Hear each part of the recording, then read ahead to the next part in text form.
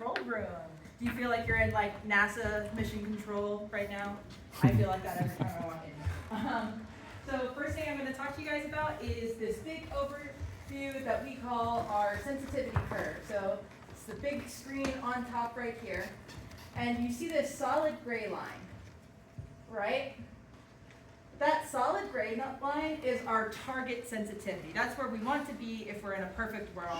We'd be able to always match up with that gray line. As you can see, that is not always the case, especially in lower or higher frequency ranges, but we bottom out fairly well.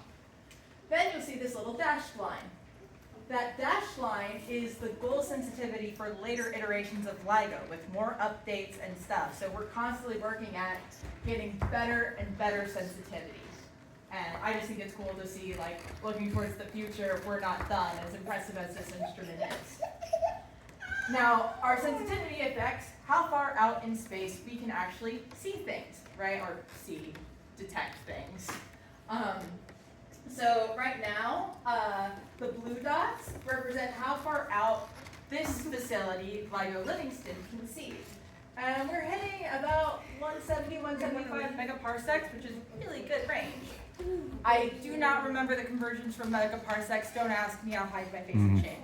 But it's a very long distance. The red is Hanford Observatory, which is a little bit lower. They don't see as far out as LIGO a lot of the time, but they do make consistent good observations. And then Virgo, which is a slightly different design than LIGO, sees out about 50, 60 megaparsecs on average, and they're fairly consistent with that. It was designed to be a smaller experiment, so that's expected of them. Their arms for their interferometer aren't as long as ours,